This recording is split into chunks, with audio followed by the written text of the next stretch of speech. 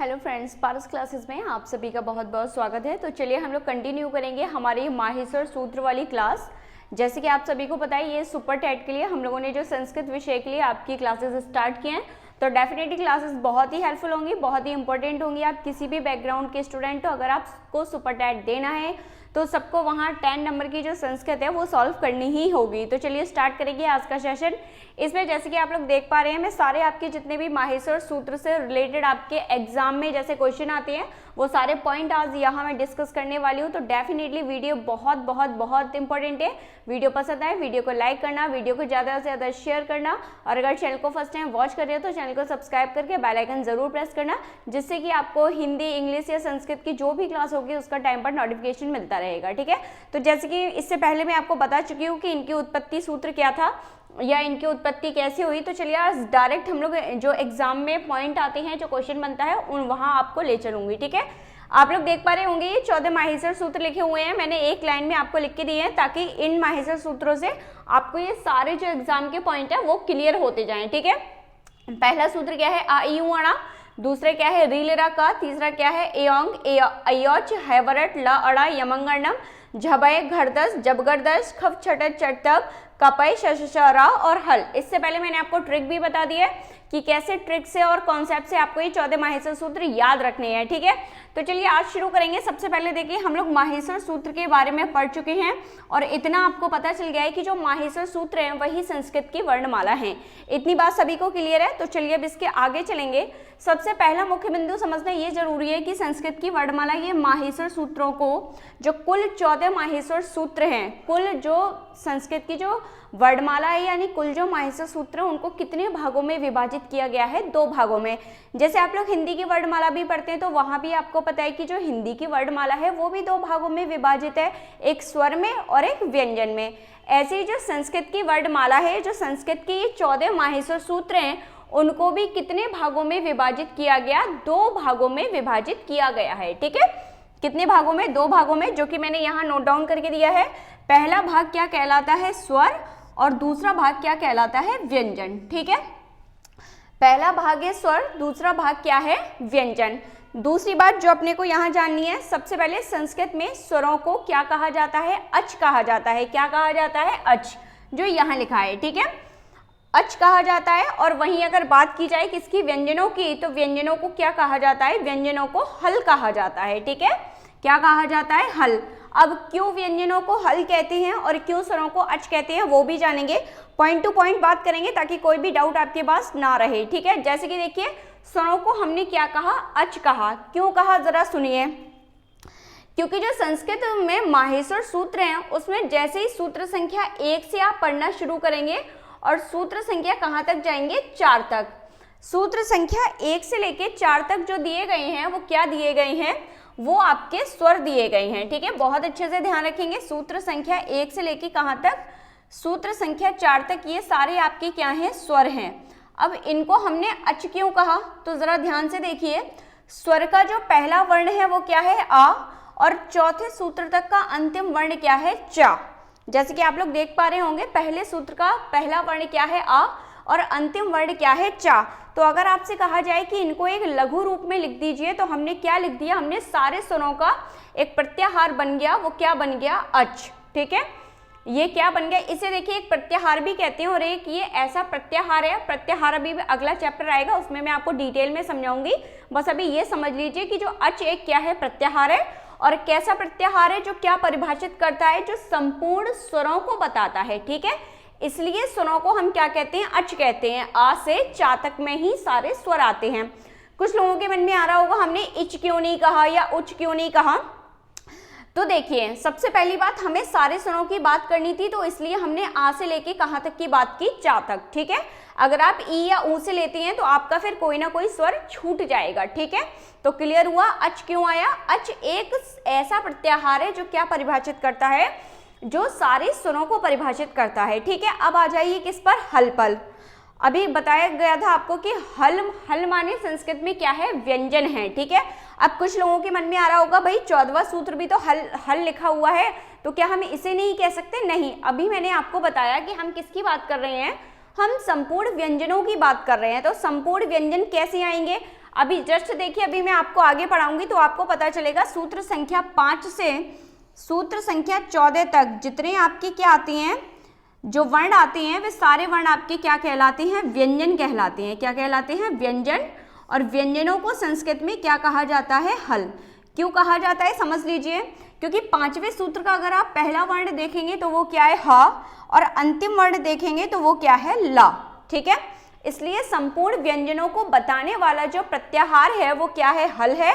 और इसलिए व्यंजनों को क्या कहा जाता है, हल कहा जाता है, क्योंकि संपूर्ण जो व्यंजन है वो किस में आती हैं, हल प्रत्याहार में आते हैं। दोनों पॉइंट क्लियर कि जो माहेश्वर सूत्र हैं उनको दो भागों में विभाजित किया गया।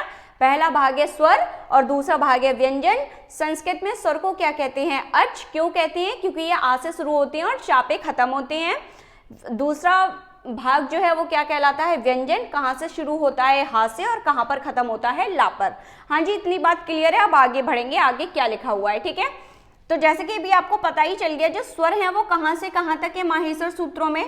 तो सूत्र संख्या 1 से सूत्र संख्या 4 तक जो दिए गए हैं वे क्या बताने वाले सूत्र हैं, वे स्वर को बताने वाले सूत्र हैं, उनमें स्वर लिखे गए हैं। ठीक है, अगला पॉइंट यहाँ जानेंगे।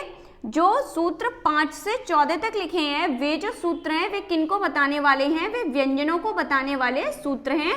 यानी उनमें जो वर्ण आए हैं वो क्या आए हैं, वो व्यंजन आए हैं। ठीक है, दूसरी बात क्लियर भाई, स्वर कहाँ से कहाँ तक है, सूत्र संख्या 1 से सूत्र संख्या 4 तक। व्यंजन कहाँ से कहाँ तक है, 5 से 14 तक। क्लियर है, हाँ क्लियर है।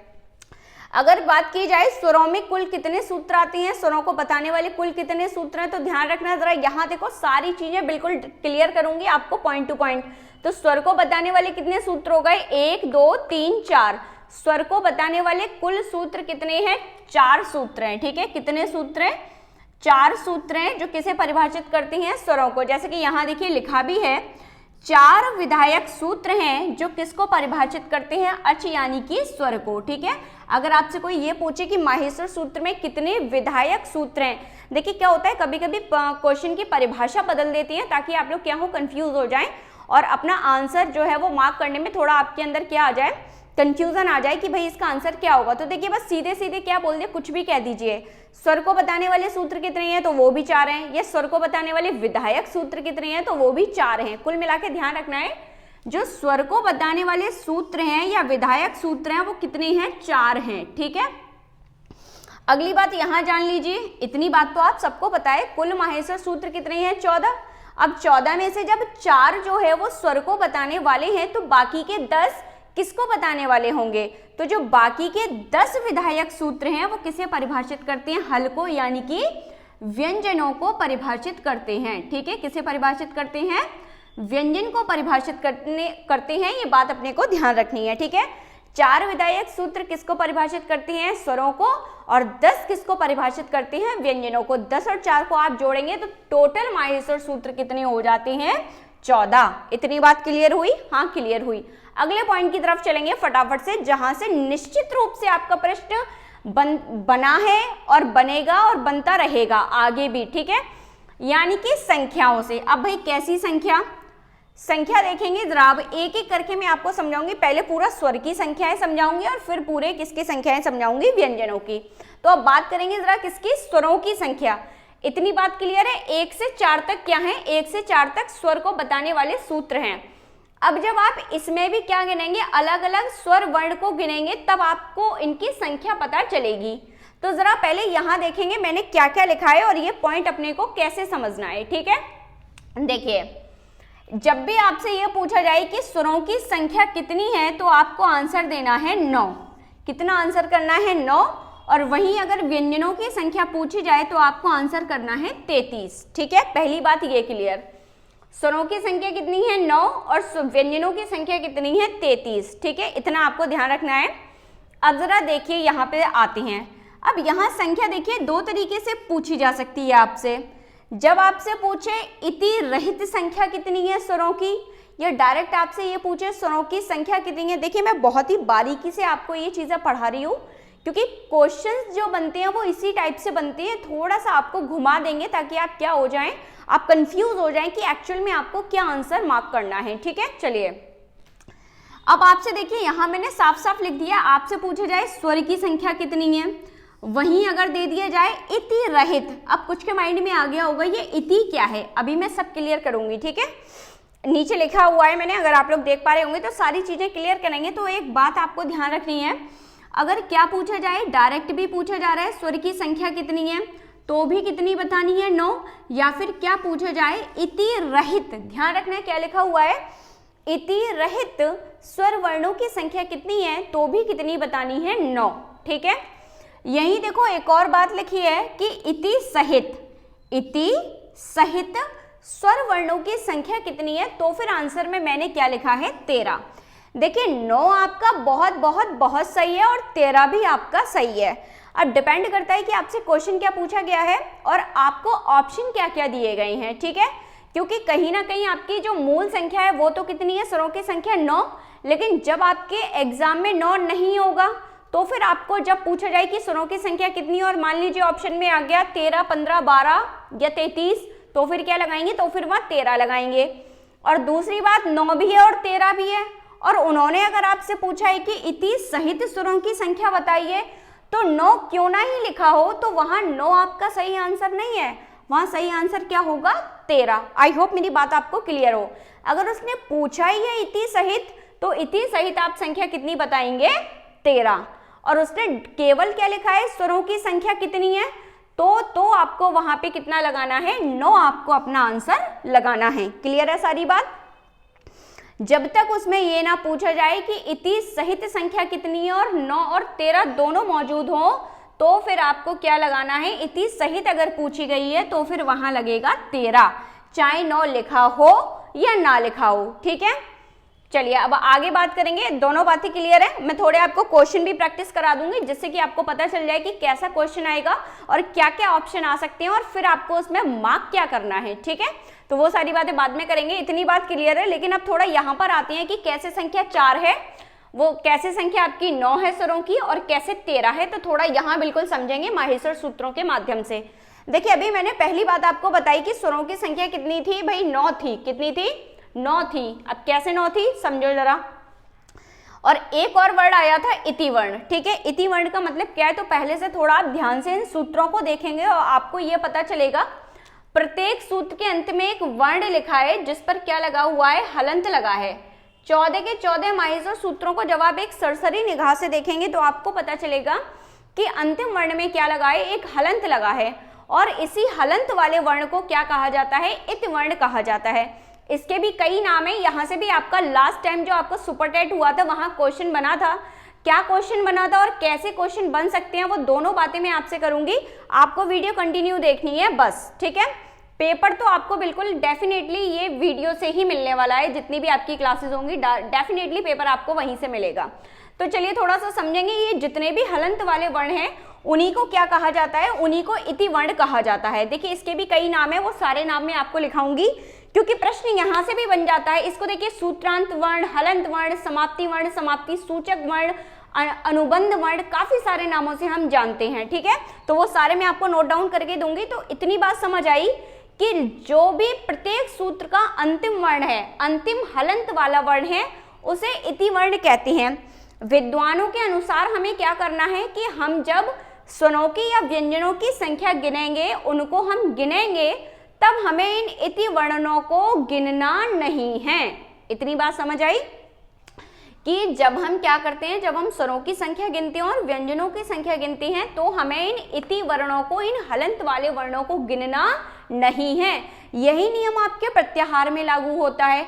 आगे जब प्रत्याहार की चर्चा करेंगे तो उसको भी हम डिटेल में समझेंगे क्या करना है। अब जब आप देखो स्वर की संख्या किसके बिना कर रहे हो, इति रहित कर रहे हो। कैसे कर रहे हो, इति रहित। देखो साफ साफ लिखा है, या डायरेक्ट आ जाए स्वरों की संख्या तो देखो कितनी है, 9 बताई है। कितनी बताई है, 9। अब गिन के देखो 9 है भी या नहीं, तो गिन के देखेंगे जरा। 1 2 3 4 5 6 7 8 9 हो गए आपके 9 स्वर। अब इसी में हम लोग क्या कर देते हैं, जब आपसे इति सहित पूछ लिया जाए तो फिर हमें क्या करना है, हमें इन जो ये 4 इति वर्ण हैं इनको भी जोड़ देना है। तो जब 9 में आप 4 और जोड़ेंगे तो देखिए 10 11 12 13, संख्या कितनी भी हो जाएगी, 13। तो आपको ध्यान देना है कि आपसे पूछा क्या गया है, स्वरों की संख्या, तो केवल मूल संख्या ध्यान रखना 9 है। जब ऑप्शन में 9 नहीं होता और तब पूछा गया है स्वरों की संख्या कितनी है, तो फिर हम क्या लगाना पड़ेगा, तो हमें वहां 13 लगाना ही पड़ेगा, क्योंकि 9 ऑप्शन में मौजूद नहीं है। और उसने पूछा ये कि इति सहित संख्या बताइए, तो फिर कितनी बतानी पड़ेगी, तो फिर बतानी पड़ेगी 13। इतनी बात क्लियर है? क्लियर है। चलो अब थोड़ा सा इति वर्ण शॉर्ट में समझ गए होंगे। इति वर्ण कौन सा वर्ण है? अभी इति वर्ण पे चलिए मैं बाद में चर्चा करूंगी, अभी केवल इतना समझ के रखिए कि जो स्वरों में कितने इति वर्ण आते हैं, तो स्वरों में 4 इति वर्ण आते हैं। ठीक है, कैसे आए 4 इति वर्ण देख लो, एक अड़ा, एक का, एक अंग और एक चा। कितने आ रहे हैं? 4 इति वर्ण किस में आ रहे हैं? स्वर में आ रहे हैं। तभी हमने क्या किया था, तभी हमने मूल स्वर की संख्या 9 में कितना जोड़ा? 4 जोड़ा। तो हमारे कुल इति सहित जो स्वर हो गए वो कितने हो गए? 13 हो गए। ठीक है, और यहाँ देखेंगे जो प्रत्येक सूत्र का अंतिम हलंत वाला वर्ण है उसे क्या कहा जाता है? उसे इति कह दीजिए या फिर इत वर्ण कह दीजिए। ठीक है, इत वर्ण, दोनों ही क्या है ध्यान रखना है। और भी नाम है वो आगे मैं आपको लिखाऊंगी। अब थोड़ा यहाँ देखेंगे, व्यंजनों की संख्या भी बहुत अच्छे से देखना, क्योंकि यहाँ भी थोड़ा सा क्या है आपको समझने की जरूरत पड़ेगी। चलिए देखते हैं। ऐसे जब भी अगर आपसे डायरेक्ट क्वेश्चन आया है कि व्यंजनों की संख्या कितनी है, तो डायरेक्ट आपको वहां आंसर लगाना है कितना। अगर 33 साफ साफ लिखा है तो कितना आंसर लगा देना? 33। ठीक है, यहाँ भी देखो क्या लिखा है, इति रहित। अभी हमने इसमें जो प्रत्येक सूत्र का अंतिम हलंत वाला वर्ण है वो नहीं जोड़ा है। ठीक है, तो इति रहित स्वरों की संख्या कितनी है? 33 है। कितनी है? 33। और साथ ही साथ में एक बिंदु और यहाँ पे ये ध्यान रखना है, वो देखो यहाँ मैंने आपको नोट डाउन करके दिया है, अगर आप लोग देख पा रहे हो तो। हाँ, एक बार आने पर देखिए, जब आप थोड़ा सा यहाँ समझ लीजिए पहले जी, ये 14 आपके जो माहेश्वर सूत्र हैं इनमें जो आपके व्यंजन आते हैं, व्यंजन में हा एक ऐसा वर्ण है जो व्यंजन के रूप में ही कितनी बार आया है? 2 बार आया है। ये आया भले ही 2 बार है, लेकिन हम लोग इसे गिनते एक ही बार हैं। ठीक है, ये ध्यान रखना। कभी कभी यहाँ से भी प्रश्न बन जाता है, तो कैसे कैसे बनता है वो सारी बातें मैं आपको अभी बता रही हूँ। तो ध्यान रखना है कि व्यंजन के रूप में ही हा कितनी बार आया है? 2 बार आया है व्यंजन के रूप में ही। ठीक है, ध्यान रखना। तो एक तो क्या इति रहित, मतलब इसमें हमने कोई भी क्या नहीं जोड़ा, एक तो कोई भी हलंत वाला अंतिम वर्ण नहीं जोड़ा है, और इस हा में से भी केवल एक हा को हमने जोड़ा है। ठीक है, तब जाके हमारी जो व्यंजनों की संख्या होती है कितनी होती है? 33 होती है। ठीक है, एक तो इति रहित है और इसमें हमने हा को कितनी बार जोड़ा है? हा को 1 बार जोड़ा है। और मैं फिर आपको बार बार बता रही हूँ, सीधा प्रश्न आए कि व्यंजनों की संख्या कितनी है, तो भी क्या बतानी है? 33। पूछे कि व्यंजनों में हा वर्ण को अगर 1 बार शामिल किया जाए तो व्यंजनों की संख्या कितनी है, तो भी आंसर करना 33। और पूछा जाए कि इति रहित व्यंजनों की संख्या कितनी है, तो भी आंसर कितना करना? 33। क्लियर है? सारी चीजें क्लियर है? आगे बढ़ो। इति सहित हो गया, अब इति रहित समझ लो। इति रहित अगर वो पूछे कि व्यंजनों की संख्या कितनी है, इति रहित तो 33 ही थी, अब वो क्या कह रहा है? इति सहित। ठीक है, अब हमें क्या बताना है? एक मिनट, अभी इति सहित रुको जरा, यहां मैं आपको बता रही हूं। यहाँ इति सहित मत सुनो, यहाँ दूसरा पॉइंट है, जरा वो समझो। ठीक है, यहाँ देखो एक पॉइंट और ध्यान रखना है। अभी हम लोगों ने क्या देखा, इति रहित जो संख्या थी वो कितनी थी? 33। और इसमें हमने क्या किया था? हा वर्ण को कितनी बार ही जोड़ा था? हा वर्ण को हमने 1 बार जोड़ा था। ठीक है, अच्छा दूसरी बात समझ लो। अच्छा सही लिखा था, थोड़ा एक बार मेरी बात समझेंगे आप लोग। जरा दूसरा पॉइंट समझो। यहाँ पे देखो इति रहित, यहाँ 2 तरीके की संख्याएं बन जाती हैं आपको। एक तो जिसमें हमने हा को कितनी बार जोड़ा है? 1 बार जोड़ा है, तो संख्या कितनी है? 33। और इति रहित ही अगर पूछा जाए और कहा जाए कि इति रहित हा वर्ण को 2 बार जोड़ने पर व्यंजनों की संख्या कितनी हो जाती है, तो व्यंजनों की संख्या कितनी हो जाएगी? 34।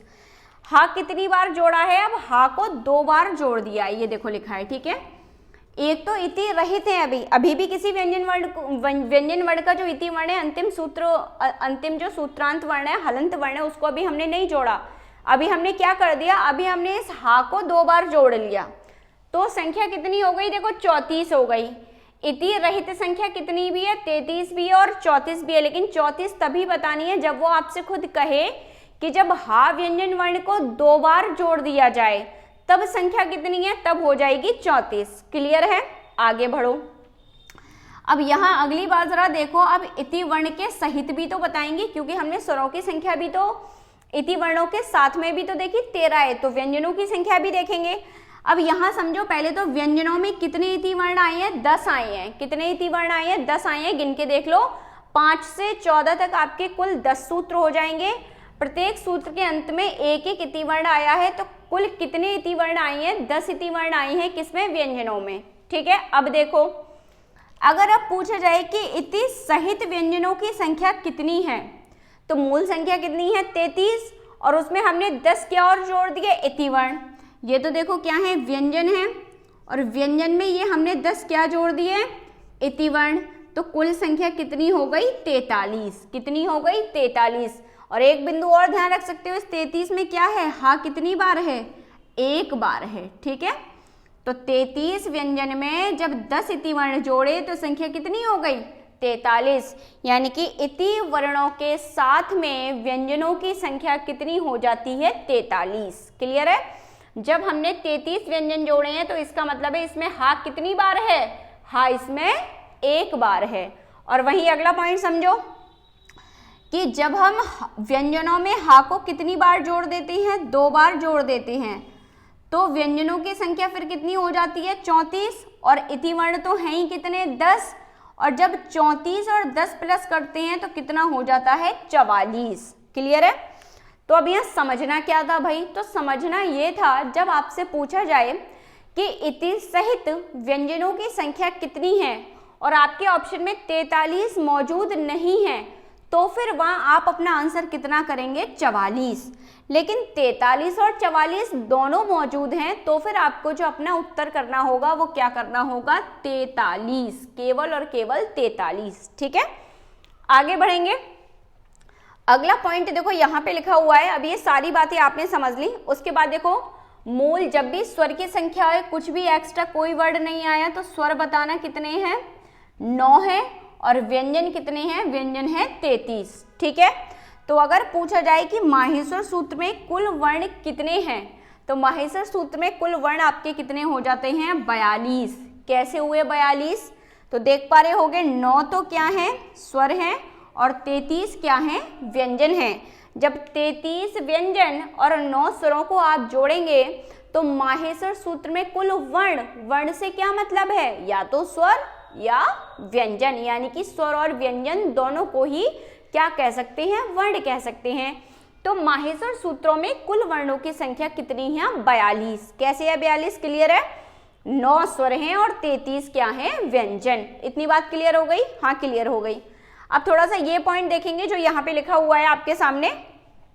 थोड़ी सी मैं आपसे इति वर्ण की बात करूंगी, केवल अभी उतनी ही बात करूंगी जितनी यहाँ लिखी हुई है। ठीक है, जरा देखिए यहाँ पे क्या लिखा हुआ है कि जो इति वर्ण क्या है, स्वर में कितने इति वर्ण हैं, 4, और व्यंजनों में कितने इति वर्ण हैं, 10। इति वर्ण किसे कहा जाता है, प्रत्येक सूत्र के अंतिम वर्ण को क्या कहा जाता है, जो अंतिम वर्ण है या जो हलंत वाला अंतिम वर्ण है, कुछ भी आप कह सकते हैं, उसी को हम इति वर्ण कहते हैं। पूछा जाए कि संपूर्ण माहेश्वर सूत्रों में कुल इति वर्णों की संख्या कितनी है, भाई इति वर्णों की संख्या भी तो पूछ सकता है जब वो दिए गए हैं। तो 14 माहेश्वर सूत्र हैं, और प्रत्येक सूत्र के अंत में एक एक बार क्या आया है, इति वर्ण आया है। तो कुल कितने सूत्रों, कितने इति वर्ण हो जाएंगे, 14 सूत्र हैं, तो इति वर्ण भी कितने हो जाएंगे, 14, क्योंकि प्रत्येक सूत्र के अंत में एक एक इति वर्ण आता है। तो यहाँ देखो क्या लिखा है, कुल इति वर्णों की संख्या कितनी है, 14। क्लियर है, अगला देखो। अब एक मुख्य बिंदु जो यहाँ से आपका प्रश्न आता है वो ध्यान रखना, 2 बार आने वाला इति वर्ण कौन सा है, अणा। जैसे अगर यही कोई पूछे कि 2 बार आने वाला व्यंजन कौन सा है, तो व्यंजन तो बताना कौन सा है, हा। अब ये मैं नोट डाउन करा दूंगी। और वहीं अगर पूछे कि 2 बार आने वाला इति वर्ण कौन सा है, तो फिर वो कौन सा है, अणा। अब कोशिश करो, ध्यान दो, कहाँ आया है 2 बार एक जैसा इति वर्ण। तो देखो साफ साफ यहाँ मैंने लिख के दिया है कि 2 बार आने वाला जो इति वर्ण है, यानी कि इति वर्ण के रूप में ही जो वर्ण 2 बार आया है, वो कौन सा है, तो वो कौन सा है, वो है अणा। एक कहाँ आया है, सूत्र नंबर 1 में, आ ई उ अणा में, देखो ये आ गया। और एक आया है सूत्र 6 में, ला और अणा के रूप में। तो ये इति वर्ण के रूप में ही जो वर्ण 2 बार आया है वो कौन सा है, अणा है, और जो व्यंजन के रूप में 2 बार आया है वो क्या है, वो है ह। आई होप इतनी बात क्लियर है। अभी इतना ही रखते हैं। कल मैं आपको वन लाइनर के फॉर्म में आपको जितने भी यहाँ से इंपॉर्टेंट पॉइंट बनते हैं कि कौन सा व्यंजन वर्ण है जो 2 बार आया है, कौन सा इति वर्ण है जो 2 बार आया है, और भी इसके जो नाम है, एक वीडियो अभी मैं और लूंगी आपकी माहेश्वर सूत्र पे। तो माहेश्वर सूत्र का आपका चैप्टर क्लियर हो जाएगा। तो डेफिनेटली क्लास बहुत बहुत बहुत हेल्पफुल होगी। इतनी बारीकी के साथ आपको नहीं मिलेगा ये पूरा कंटेंट जो आपको यहाँ मैंने प्रोवाइड कराया है। तो अगर वीडियो पसंद आई हो, वीडियो को लाइक करना, और कुछ भी अगर आपको नहीं समझ में आया हो तो आप नीचे कमेंट बॉक्स में कमेंट करके बता सकते हैं। चलिए, तो आगे अगर वीडियो पसंद आई है, वीडियो को लाइक कर देना, वीडियो को शेयर करना, वीडियो को शेयर जरूर करना, क्योंकि अगर आप वीडियो शेयर करेंगे तो मेरे को भी मोटिवेशन मिलेगा, मैं और अच्छे से अच्छे कंटेंट आपके लिए प्रोवाइड करूंगी। ठीक है, so thank you so much, मिलते हैं नेक्स्ट क्लास में।